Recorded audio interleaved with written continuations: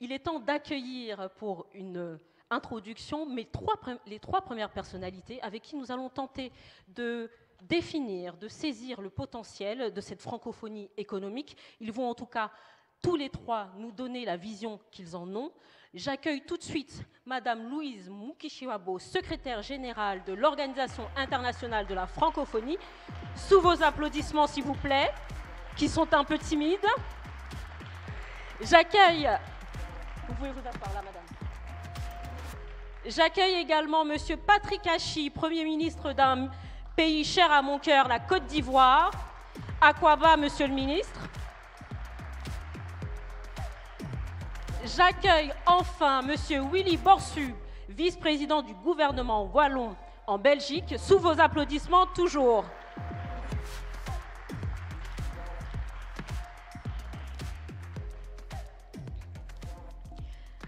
Alors, on va commencer par vous. Honneur aux dames. On va accueillir Madame Louise Mukishiwabo pour un petit discours d'introduction. Allez-y, je vous en prie.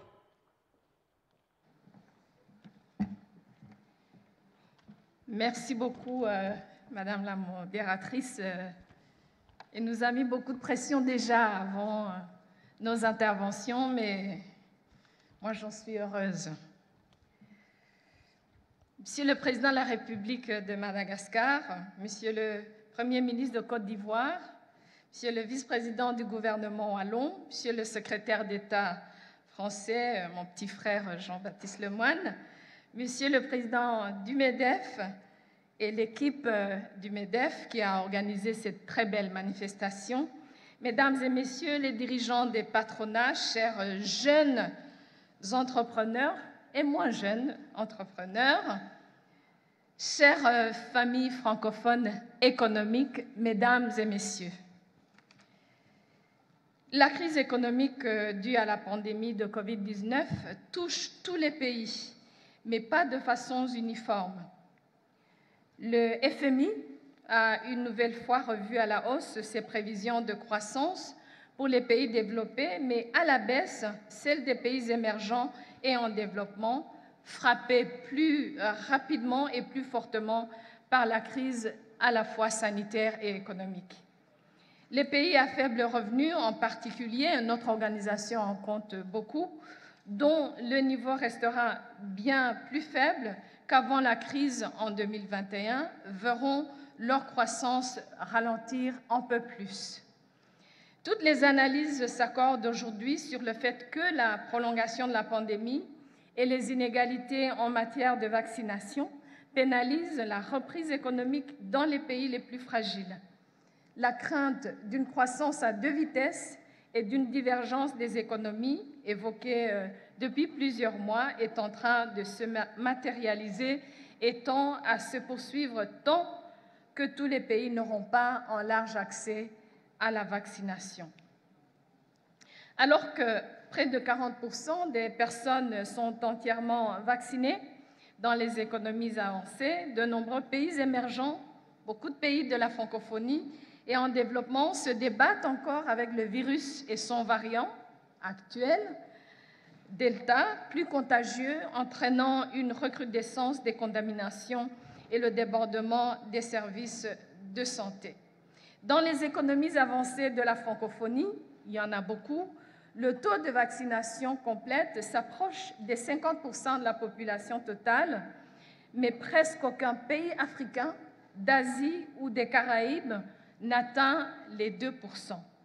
Seule l'île Maurice, parmi nos membres de la francophonie, l'île Maurice à 38%, le Maroc près de 27%, la Tunisie 8%, les Comores près de 5% et les Seychelles qui ont le taux de vaccination total le plus élevé au monde.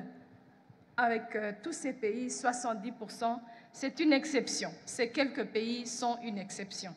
Sur le plan de l'emploi, parce que qui parle économie parle emploi, une préoccupation majeure de la jeunesse francophone aujourd'hui, des dizaines de milliers de personnes ont perdu leur emploi, des dizaines de millions de personnes ont perdu leur emploi, et on estime que 108 millions de personnes supplémentaires ont rejoint les rangs des travailleurs pauvres vivant avec moins de 3,2 dollars par jour.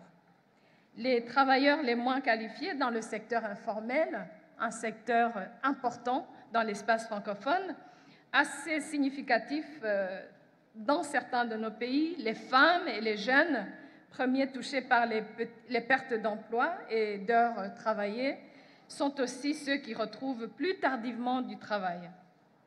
Une autre grande inquiétude que vous connaissez déjà est celle de la capacité des pays fortement fragilisés par la pandémie à continuer de soutenir les acteurs économiques et à investir dans la relance. Il est donc très urgent que les défis intrinsèquement liés de la vaccination et du financement économique et du développement soient relevés le plus rapidement possible et de manière sérieuse au niveau international. C'est l'heure de la solidarité. Qui dit francophonie dit solidarité, c'est le mot fétiche de notre organisation. C'est une des valeurs cardinales de la francophonie. La coopération internationale et les réponses déjà apportées peuvent être saluées. Ce n'est pas assez, mais il y en a eu beaucoup, y compris l'initiative de la France que je salue, lancée en mai 2021 sur le financement de l'Afrique. La réponse doit être à la hauteur des enjeux et c'est faisable. Vous l'avez souligné, Monsieur de Bézieux, dans l'introduction à ce bel échange cet après-midi. C'est faisable. Il nous faut une mobilisation intelligente du numérique et une collaboration plus accrue entre acteurs régionaux et internationaux, notamment les acteurs économiques francophones. Il faut aussi aller vers une croissance et un développement plus durable et plus inclusif. La crise actuelle a exposé, comme vous le savez, de nombreuses interrogations concernant la mondialisation et notre modèle de développement. La crise actuelle a également creusé, exposé les inégalités qui existaient déjà avant la crise. Et donc, la relance économique offre l'opportunité de corriger le tir. Les défis sont multiples, j'en conviens, et là encore, particulièrement aigus pour les pays les moins avancés. Ils doivent diversifier encore plus leurs économies et accroître les capacités productives. Quel est le rôle de vous, les acteurs économiques, les entrepreneurs et les organisations patronales, et quel est le rôle de nous, la francophonie, notamment la francophonie institutionnelle que je représente? Aux côtés des États qui doivent assurer la mise en place des infrastructures, des compétences, des appuis et règles favorables à leur développement, les entreprises, les acteurs économiques, vous devez jouer un rôle essentiel pour transformer les économies. J'ai parlé tout à l'heure aussi de diversifier pour beaucoup de nos pays, ça reste un grand défi. Vous, les entreprises, pouvez contribuer de multiples manières, en ligne d'ailleurs avec la nouvelle stratégie économique de la francophonie qui est en place de 2020 à 2021, par exemple, en inscrivant beaucoup de vos actions dans les principes de la responsabilité environnementale et sociétale, en développant l'économie circulaire, en participant à la recherche et au développement et en favorisant l'innovation et des normes adaptées. On a vu combien l'espace francophone et surtout la jeunesse francophone est capable d'innover et de contribuer en cette période de crise inédite. Le développement des coopérations d'affaires au sein de la francophonie, vous l'avez mentionné tout à l'heure, Monsieur de Bézieux, nous, la francophonie économique, nous sommes votre lien et votre liant. Nous sommes l'organisation qui est là pour vous mettre en réseau, pour vous soutenir dans la recherche de partenaires dans l'espace francophone. Et donc, ensemble, nous, l'institution, et vous, les opérateurs, le moment est venu de sortir de cette définition d'une francophonie un peu dormante pour surtout faire ressortir le potentiel économique qui est, à mon avis, énorme. Des exemples concrets de coopération économique intra-francophone qui existent déjà, que j'aimerais vous encourager à augmenter, puisque les potentialités restent énormes et que, comme on l'a dit tout à l'heure aussi, parler une même langue, se comprendre, avoir les mêmes repères, les mêmes valeurs, permet de mieux faire les affaires entre nous, les francophones, même si les affaires, pour nous, les francophones, ne se limitent pas à l'espace francophone et à la langue. C'est la réalité du monde aujourd'hui. L'OIF a donc contribué à la structuration de la filière coton autour de coopération sud-sud et tripartite. Nous travaillons à la mise en place d'une ligne de crédit de la Banque d'investissement et de développement de la CEDEAO pour permettre des projets d'affaires entre acteurs africains de l'Ouest, de l'Afrique de l'Ouest et d'autres régions francophones dans le domaine de l'agro-industrie, par exemple. L'agence de café Robusta d'Afrique et de Madagascar, Monsieur le Président de la République, travaille avec la filière café du Gabon pour améliorer la production et a le même projet, exactement le même projet avec le Vietnam, un de nos États membres de l'Asie du Sud-Est.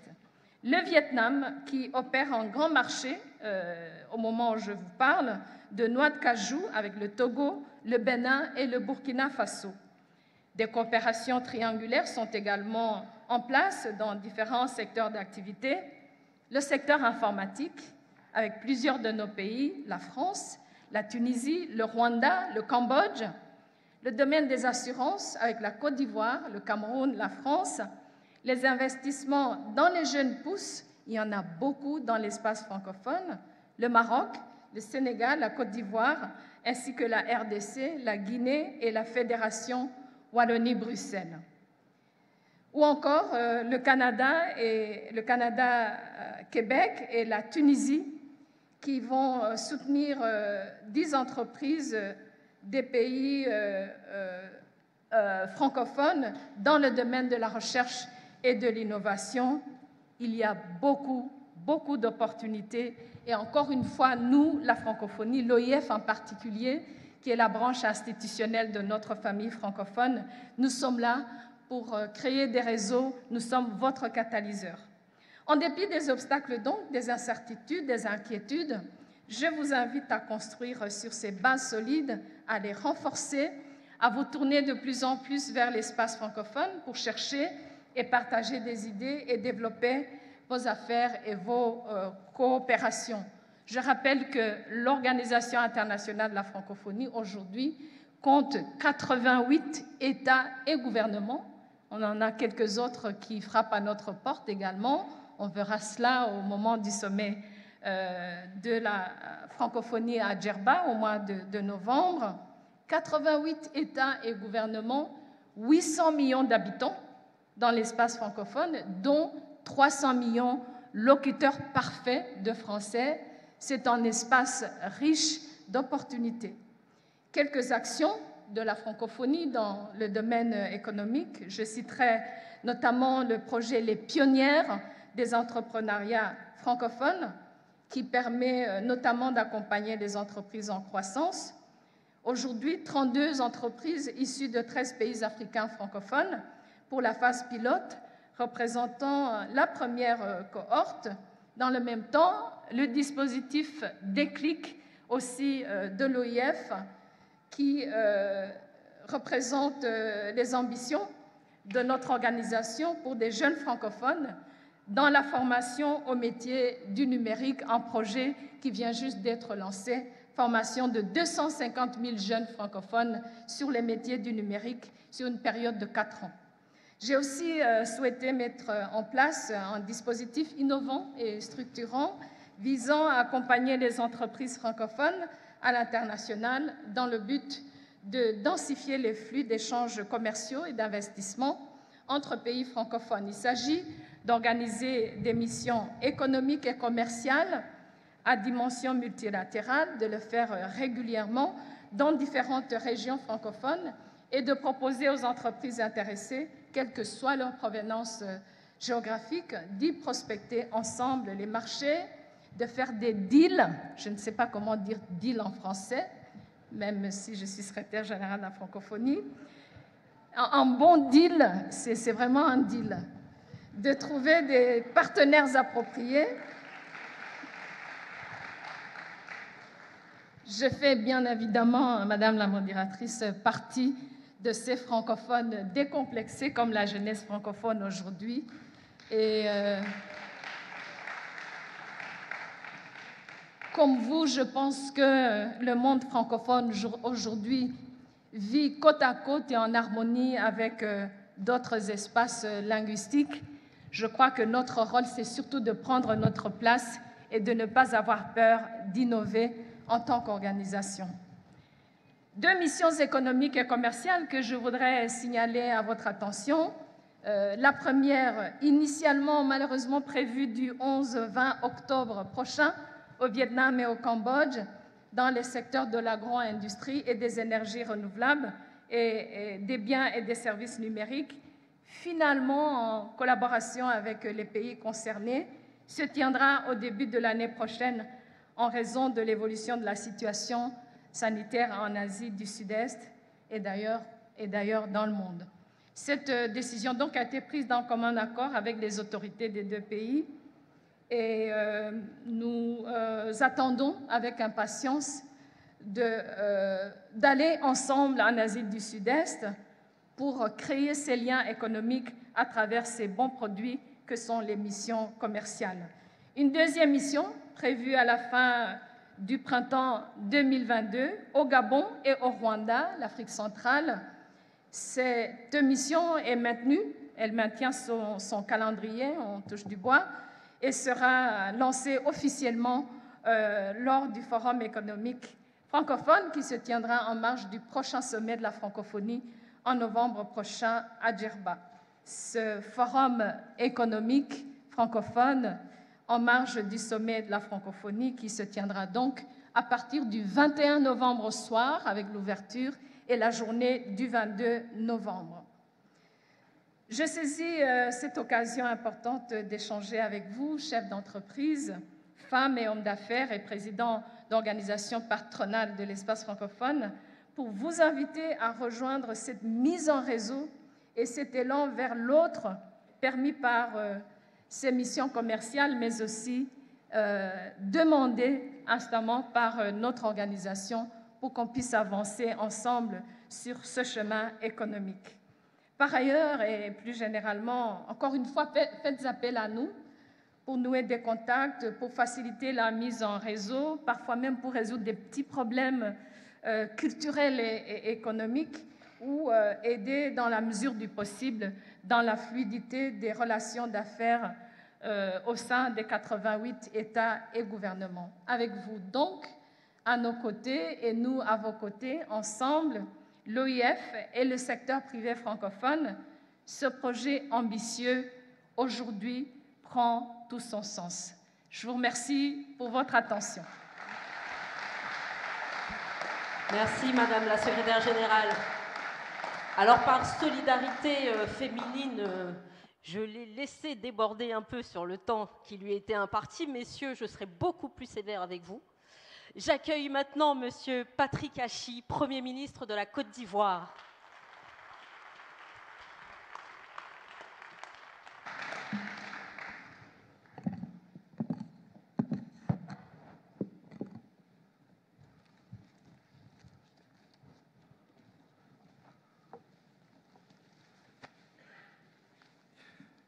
Alors, Madame la maître de cérémonie, nous, en Côte d'Ivoire et sur le continent, nous sommes à l'ère de l'égalité.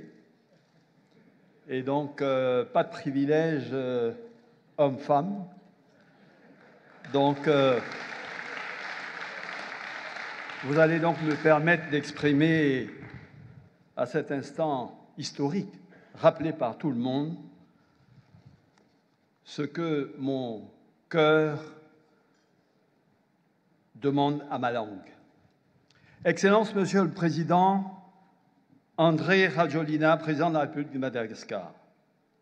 Son Excellence, Madame Louise Mouchiki Wabo, secrétaire générale de l'OIF. Mesdames et Messieurs les ministres, Monsieur le secrétaire d'État, Excellences, Mesdames et Messieurs les membres du corps diplomatique, Monsieur Geoffroy Roux de Bézieux, président du MEDEF, Mesdames et Messieurs les présidents des patronats francophones, honorables participants de la rencontre entrepreneurs francophones, Mesdames, Messieurs. C'est un réel plaisir et un immense honneur que de participer à cette première rencontre des entrepreneurs francophones organisée par le Mouvement des entreprises de France.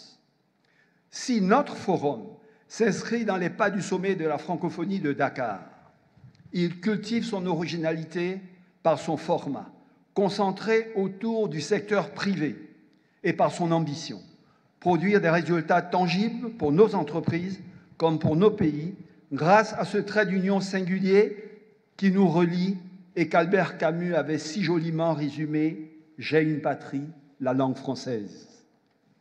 Oui, le monde francophone est aujourd'hui l'une des 5 grandes zones géopolitiques linguistiques, représentant 16% de la population et du PIB planétaire. Compte tenu du dynamisme démographique de ses membres, notre espace commun devrait atteindre en 2050 plus d'1,5 milliard de personnes, dont 700 millions de locuteurs francophones. Et à cette échéance, 90% des locuteurs âgés de 15 à 30 ans vivront en Afrique. La francophonie est donc un continent virtuel en plein devenir, parce que cette langue qui relie les hommes facilite évidemment les échanges et les investissements. Et les faits le montrent. Au sein des pays de l'espace francophone, près de 20% de flux commerciaux supplémentaires sont créés grâce au partage du même socle linguistique. Dans le même temps, notre monde doit aussi se transformer et accomplir une profonde révolution culturelle. Notre histoire nous a en effet amenés, après 1958, à définir la francophonie par la culture, avant de valoriser des relations économiques durables, profitables et équitables. Cette révolution que la francophonie économique se doit d'entreprendre, en osant clamer, comme le fait le Commonwealth dans son propre nom, que notre projet est bien de créer une nouvelle richesse commune. C'est pourquoi je me réjouis de l'initiative qui nous réunit aujourd'hui, portée par le président Roux de Bézieux, le MEDEF et les patronats des pays francophones. Il est vivifiant de voir les acteurs clés de la production de la richesse se saisir de cet enjeu parallèlement aux gouvernants. C'est un véritable cap qui est franchi, sachons le faire fructifier.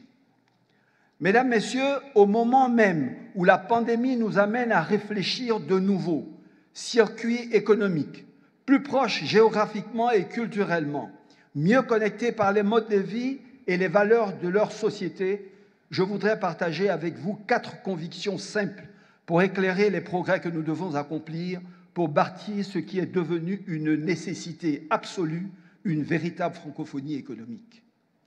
Ma première conviction est une évidence, qui, comme toutes les évidences, se doit d'être rappelée régulièrement. L'Afrique n'est plus l'Afrique.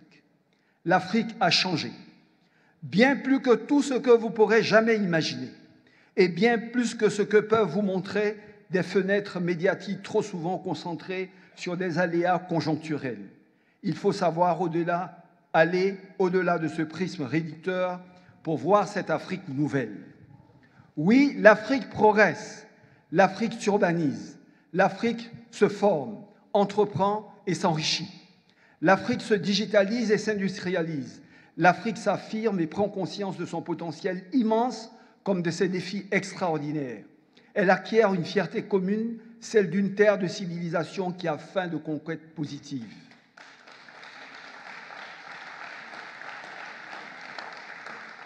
L'Afrique, qui sera demain le cœur et le poumon du monde francophone, constitue ainsi un vivier extraordinaire de croissance. C'est le dernier continent où des investissements massifs dans les infrastructures, les services publics, les réseaux technologiques et le capital humain vont s'opérer. Ce sera aussi, par la jeunesse de sa population, un foyer précieux de compétences, mais également un réservoir unique de matières premières qui devront demain être mieux intégrées dans les chaînes de valeur mondiales. Enfin, via l'amélioration des revenus de nos populations, un marché immense de consommateurs aux habitudes culturelles voisines se développera. sur lequel les opérateurs du monde francophone auront un avantage comparatif indéniable. Face à cet avenir en marche, il nous faut faire un constat bien réel. En 20 ans, la France a perdu près de la moitié de ses parts de marché en Afrique, passant de 12 à 7%. Les exportations des entreprises françaises ont ainsi doublé sur un marché qui a quadruplé. Un véritable choc de conscience et d'action, et c'est ma seconde conviction, doit donc s'opérer.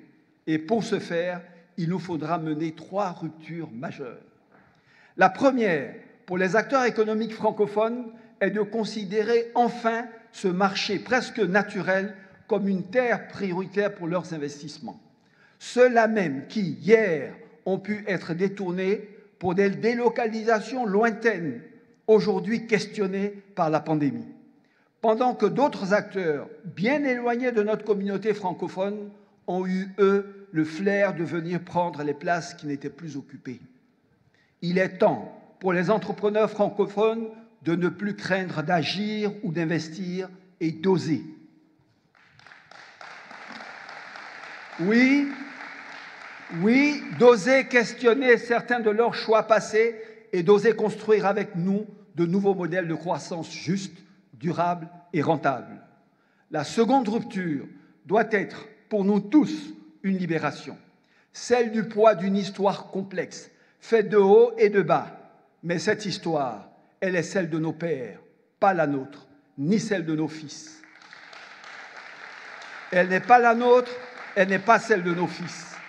Eux, nos fils, attendent les investissements, les infrastructures, les emplois, le pouvoir d'achat.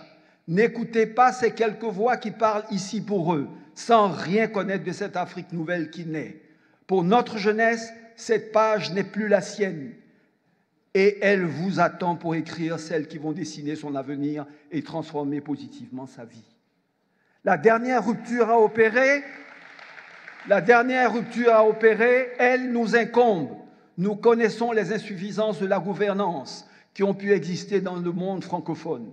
Là encore, une page se tourne et notre pays, la Côte d'Ivoire, le prouve. En doublant en 10 ans son PIB par habitant au sortir de 2 décennies de crise, au moyen d'une croissance moyenne de 8% par an jusqu'en 2019. Les Ivoiriens ont accompli sous la gouvernance d'Alassane Ouattara une œuvre collective que bien peu imaginaient. Et notre résilience économique et sanitaire fait face à la pandémie, comme l'ampleur de notre rebond viennent prouver la force de nos fondamentaux.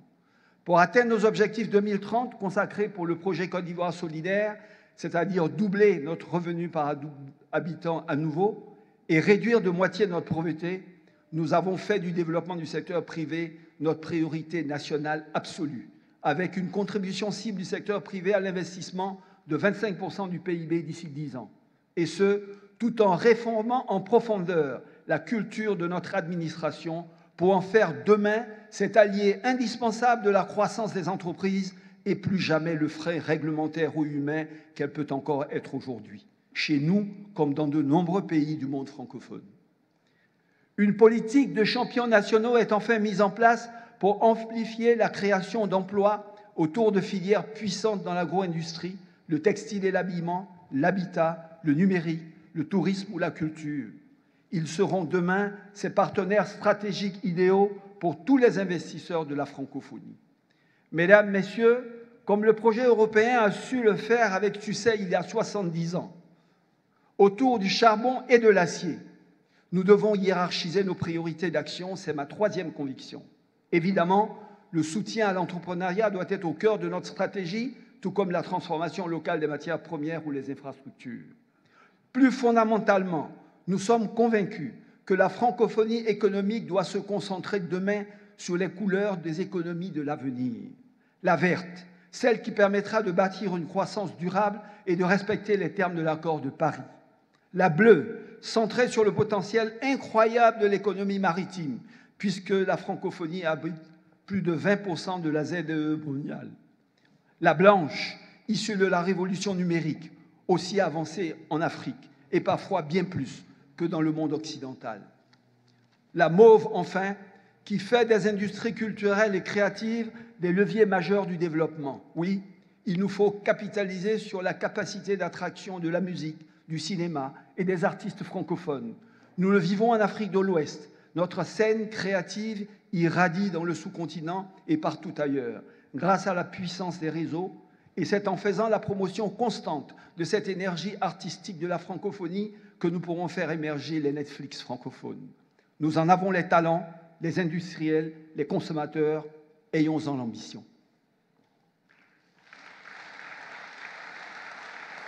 Ma quatrième conviction relève d'un impératif catégorique. Nous devons faire grandir cette francophonie économique parce que nos avenirs respectifs l'exigent. Face au sous-investissement dont souffrent nos économies, une fraction de notre jeunesse fait le choix douloureux de l'exil pour aller chercher ailleurs un espoir qui se transforme, hélas, en chimère. Et cette immigration clandestine pourrait demain, si les bonnes décisions n'étaient pas prises, constituer un facteur majeur de déstabilisation de nos États comme de vos nations ici en Europe. Développer le secteur privé africain pour créer des dizaines de millions d'emplois nécessaires à l'inclusion de notre jeunesse, l'éloigner définitivement de la misère sociale et du démon du terrorisme est ainsi le plus grand défi du monde francophone, de part et d'autre de la Mare Nostrum. N'oublions jamais que seuls 14 kilomètres séparent nos deux continents qui, en réalité, n'en font qu'un seul. Nos destins sont liés, nos défis sont vos enjeux, nos menaces vos périls et nos succès les vôtres. Il faut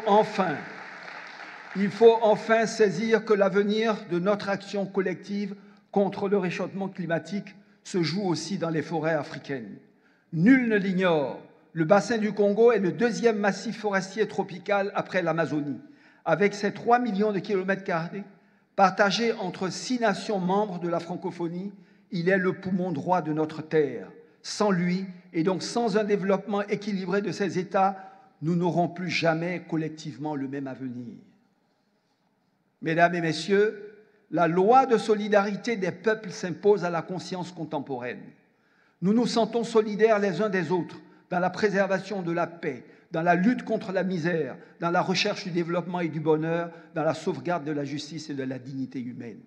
Ces mots, ce sont ceux de Robert Schuman. S'ils ont 60 ans et parlent naturellement du projet européen, ils incarnent aussi l'ampleur de nos défis. Oui, nous sommes au sein du monde francophone aussi interdépendants pour notre avenir que les Européens pouvaient l'être en 1945. Et si cette œuvre de paix et de prospérité a pu être édifiée sur ce vieux continent que les conflits avaient lacéré pendant 2 millénaires, je suis convaincu qu'elle peut l'être aussi de cette francophonie qui a tant à partager.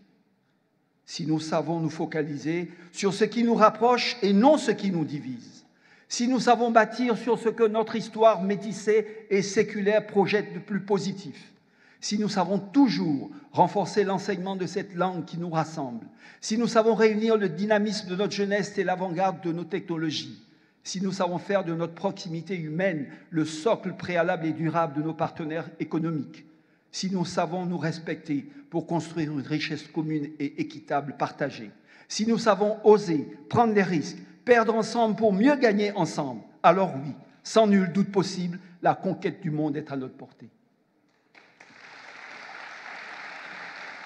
À nous donc, gouvernants, de tout mettre en œuvre pour que cette rencontre ne soit pas un simple sommet de plus et de toujours favoriser cette communauté économique francophone qu'il faudra doter à terme pour amplifier nos succès d'un cadre institutionnel novateur, paritaire entre secteur privé et pouvoir public.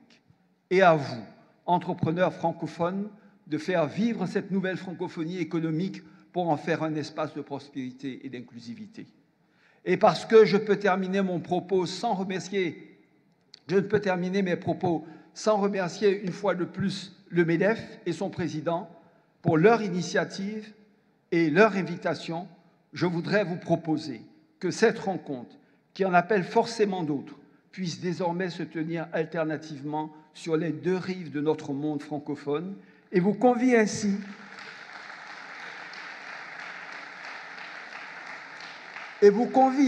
toutes et tous en 2022 à Abidjan, en Côte d'Ivoire, pour à l'air libre, pour un air libre de cette Afrique nouvelle qui a soif d'ambition et de progrès, voir grandir ses projets d'une francophonie économique toujours plus conquérante et rayonnante. Alors, mesdames et messieurs, venez à Abidjan l'année prochaine. Vive la francophonie, vive les entreprises francophones. Je vous remercie. Merci, Monsieur le Premier ministre.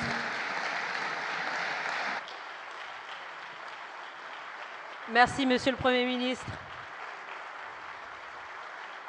Les mots de la Côte d'Ivoire sont forts. Il faut un choc des consciences. Il faut oser.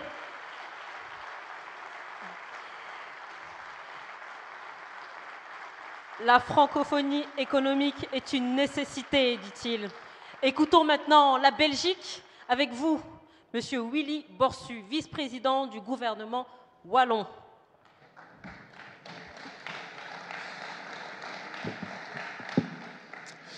Monsieur le Président de la République de Madagascar, Monsieur le Premier ministre de Côte d'Ivoire, Madame la Secrétaire générale de la francophonie, Monsieur le Secrétaire d'État, chers amis francophones en vos titres et qualités que je sais nombreuses, bien chers entrepreneurs.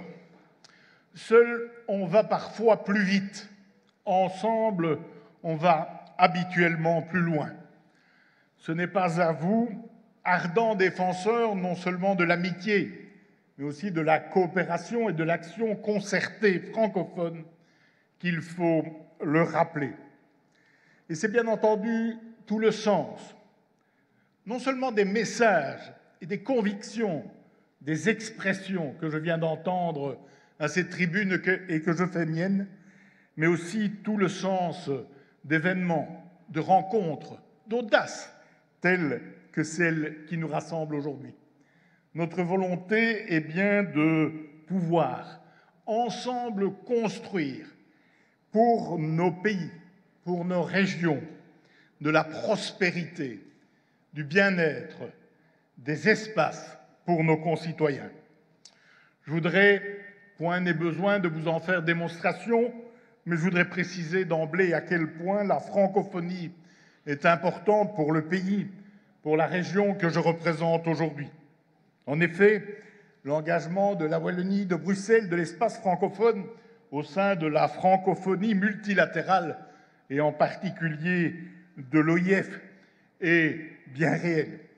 Mais notre engagement en faveur de la francophonie multilatérale se prolonge à travers notamment les opérateurs ou les principaux opérateurs internationaux francophones que sont notamment TV5 Monde, l'Association internationale des maires et bien d'autres structures encore. Cet attachement des Belges francophones, des Wallons, des Bruxellois à la francophonie traduit bien entendu notre volonté commune de promouvoir la langue française, le développement de nos cultures, de notre diversité culturelle, de l'éducation en français, de défendre aussi les valeurs prônées par la francophonie, des valeurs enracinées dans nos convictions, enracinées dans nos fondamentaux démocratiques. Mais la francophonie constitue aussi, pour la Wallonie, une opportunité de contact, de développement, de partenariat et de déploiement économique. La francophonie est, on l'a rappelé, un espace d'une extraordinaire richesse, d'une grande densité, d'une grande variété.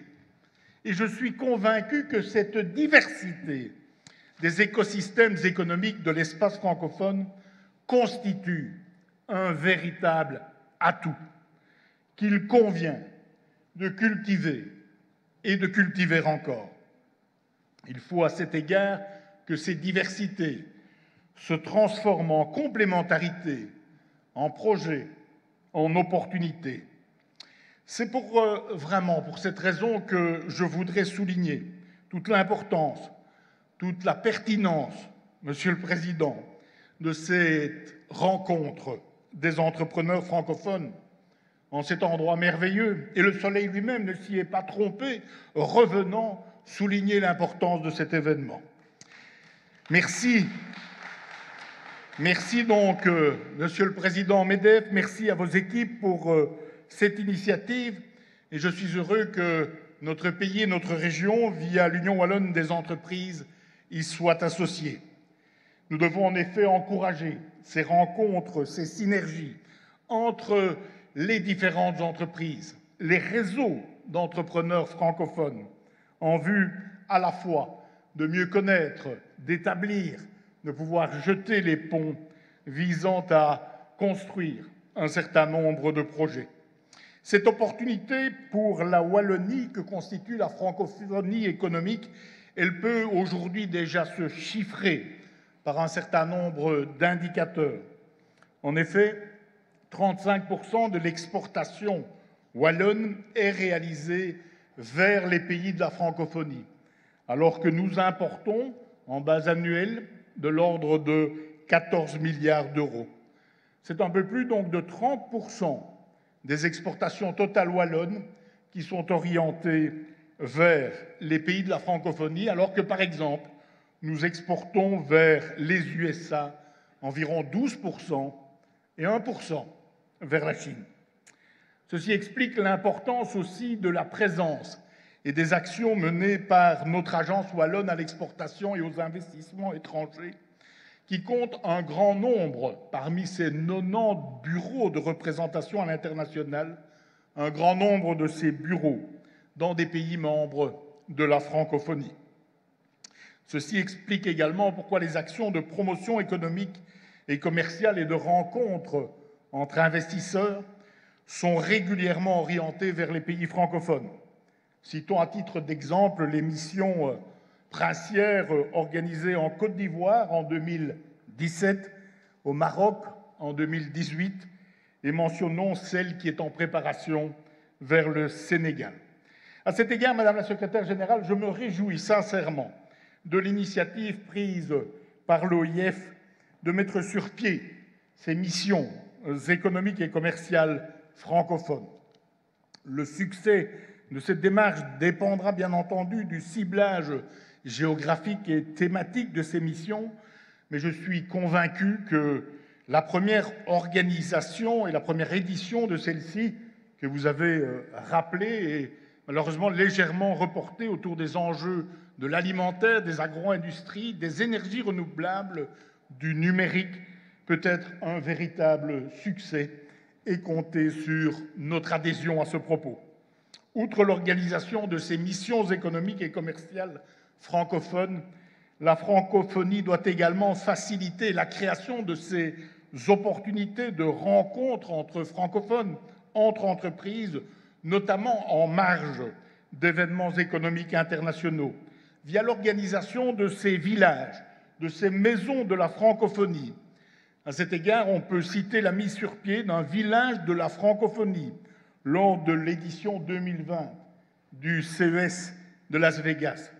Le contexte sanitaire a représenté et représente encore aujourd'hui une limite, on le sait hélas, importante pour certaines de ces initiatives en présentiel, mais je constate que l'OIF a pu profiter des opportunités offertes par le numérique, notamment pour mettre en place un village francophone virtuel dans le cadre du salon Viva Technologie ici à Paris. En marge des initiatives plus institutionnelles, il existe beaucoup d'initiatives portées par des acteurs privés qui voient le potentiel de maillage entre nos écosystèmes et qui ont eux-mêmes déployé des villages francophones dans le cadre de nombreux salons ou événements internationaux. Je pense que ces initiatives montrent bien tout l'intérêt qui a été identifié par les acteurs économiques dans le but de pouvoir effectivement densifier ce réseau d'affaires que vous mentionnez il y a quelques instants. Enfin, il est évident que dans le contexte de ces initiatives, il est important de pouvoir aussi prioriser, cibler un certain nombre d'objectifs, et c'est légitimement que la transition environnementale, le développement durable, le numérique font partie de ces priorités. On le sait, un rendez-vous important nous attend dans quelques semaines à Djerba en Tunisie, et la Wallonie est également mobilisée à cet égard pour que la prochaine stratégie de la francophonie numérique, actuellement en préparation, puisse également être d'une dimension inégalée. Je voudrais terminer mon propos en évoquant le secteur de l'innovation. Vous avez mentionné à quel point il est important d'accorder aujourd'hui budget, attention et investissement dans la mise en réseau des acteurs innovants qui maillent l'espace francophone. C'est le but de notre implication également dans des programmes comme FINOV, le réseau francophone de l'innovation. C'est également dans cette optique qu'avec d'autres opérateurs et avec l'OIF, nous avons collaboré et coopéré quant à l'élaboration d'un guide concernant l'intelligence artificielle. Mesdames et messieurs, je voudrais, avant de conclure mon propos, signaler encore à quel point nous devons, avec nos universités, nos instituts de recherche, pouvoir nouer encore, déployer, densifier encore les liens visant à valoriser la recherche dans un certain nombre de secteurs eux aussi prioritaires. C'est dans ce contexte que, notamment, nous saluons le projet d'un livre blanc sur la valorisation de la recherche dans l'espace francophone, dont la présentation est désormais imminente. Les opportunités de travailler ensemble, de commercer ensemble, de s'enrichir mutuellement sont effectivement nombreuses. Mais, de surcroît, avancer ensemble est plus que nécessaire. Mais avancer ensemble dans un chemin, dans une direction qui nous réunit. En effet, la croissance que nous souhaitons est une croissance raisonnée, une croissance inclusive, une croissance qui respecte les ressources, qui est aussi portée par un commerce international qui tient compte des intérêts bien compris de chacune des parties contractantes. C'est ainsi que ce modèle économique fait à la fois de fondement de valeurs, d'une économie résiliente, d'une dimension humaine, d'une dimension respect et consommation raisonnée des ressources. Cette économie, dans l'espace francophone, c'est celle que nous voulons décliner avec vous, entrepreneurs. Et pour terminer sur cette image de la pierre, Monsieur le Président, que vous avez évoquée à l'entame de votre propos, permettez-moi de rappeler Saint-Exupéry qui disait que la pierre seule n'a point d'espoir que d'être une pierre et n'est autre chose qu'une pierre. Mais réunies et assemblées, elles sont autant de projets, de temples, de constructions, de ponts et d'horizons. C'est vraiment à ces pierres que je suis heureux de contribuer en tant que représentant de mon pays et de ma région. Merci d'en être également un certain nombre des acteurs. Merci. Merci à tous les trois d'avoir ouvert avec moi cette rencontre.